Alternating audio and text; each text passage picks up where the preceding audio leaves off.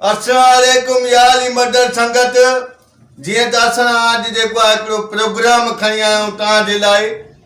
हिकिड़ो मां डॉक्टर हथु कयो आहे, वॾो नाले वारो डॉक्टर आहे। कुझु हुन सां ॻाल्हियूं ॻाल्हाईंदासीं, कुझु हुन जी ज़िंदगी जा हाल अहवाल वठंदासीं, जंहिंजो नालो आहे डॉक्टर हाणे खान। अस्सलामुअलैकुम साईं। वालेकुम अस्सलाम। साईं कीअं आहियो? ख़ुशि आहियो? तबियत सही आहे? रब जा करम में टाट लगा पिया आहियूं। तव्हां सां ख़ुशि आहियो? ॿियो ख़ैर आहे? अल्हम्दुलिल्लाह ख़ैर लॻो पियो आहे। ॾे ख़बर तव्हां इहो डॉक्टरी काथों सिखियो, कीअं थियो ऐं कहिड़े मुल्क ते वञी सिखी आया? साईं शॉर्टकट में ॿुधायां या पूरी डिटेल ॿुधायां? अब ॿुधाईंदो नाज़रीन, असां ॿुधूं था। बाबा शॉर्टकट सही रहंदी, जेकॾहिं पूरी डिटेल ॿुधाईसीं न त पोइ नाज़रीन बि थकी पवंदी ऐं असां ॿुधंदे ॿुधंदे असांखे बि निंड अची वेंदी। वॾी दास्तान आहे इहा जी असल डॉक्टरी निशानी। बिल्कुलु बिल्कुलु ॾाढो डुक ॾिठोसीं, ॾाढा माना पढ़ियासीं हेॾो होॾो, माना ईअं सम्झ वॾे वॾे शहरनि में असां जेको आहे कोर्स कयासीं। लंडन वियासीं, अमेरिका वियासीं, रूस वियासीं, इटली। पर मां चवां थो त कहिड़े कहिड़े शहरनि जो नालो ॿुधायूं। इलाही शहर आहिनि। उते असां जेको आहे पंहिंजो कोर्स करे पोइ असां पाकिस्तान में आयासीं। उते असीं पंहिंजी इस्पताल खोलीसीं ऐं माशाअल्लाह जंहिंखे ॿियो डॉक्टर जवाबु ॾेई छॾे उनखे आऊं ठीकु कंदो आहियां।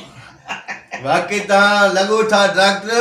जेको आहे जो हिकिड़ो डॉक्टर हूंदो आहे, को इलाज में या कंहिं मरीज़ खे या दवा ॾींदो आहे, माना हिकिड़ो नालो थींदो आहे फलाणे डॉक्टर जेको आहे भाउ हे कारनामो कयो, उन मां उहो डॉक्टर मशहूरु थी वेंदो आहे।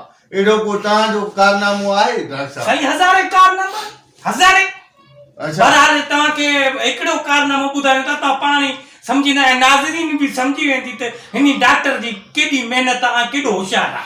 अच्छा उहो तव्हां ॿुधायो जेको माना कारनामो अहिड़ो कयो हुजे जेको हिन पूरे इलाइक़े, पूरे शहर, पूरे मुल्क में माना फैलिजी वियो हुजे। बिल्कुलु बिल्कुलु साईं। हिकु ॾींहुं मूं ॾे केस आयो, हमरा हुयो, उहो एक्सीडेंट थियल हुयो।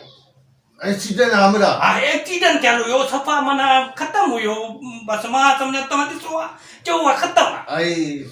पोइ मां पंहिंजो जेको आहे अहिड़ो जेको उनजो इलाजु कयो, उनजो हेठियों दर जेको हुयो सफ़ा ख़तमु हुयो। सफ़ा मथे साह हुयो, हेठियों माना दर न हुयो। वाह साईं वाह। पोइ मां छा कयो, ओ जेको आहे हिंजो भाउ हुयो, पुछोसि तव्हां। दवा कॾहिं खई वठो आहे? पंहिंजो माण्हू त न अथई, सौ ॾेई वठी आयो। न बाबा अहिड़ी का ॻाल्हि न आहे। तव्हांखे लॻे थो कूड़ो माण्हू लॻे थो? भाई नाज़रीन ॾिसई थी, दुनिया ॾिसई थी, मथां पोइ सुभाणे ॿधिजे।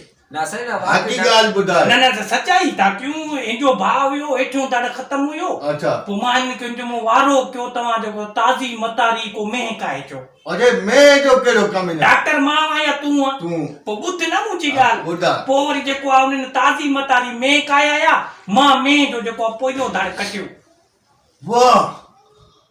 पोइलो दर कटे उन हमरा में मां हयो, टाका बाका ॾेई उनखे माना ईअं सफ़ा VIP करे उनखे 8 कलाकनि खां पोइ होश आयो। पहिरियों त में वांगुरु बाके पियो। वाह।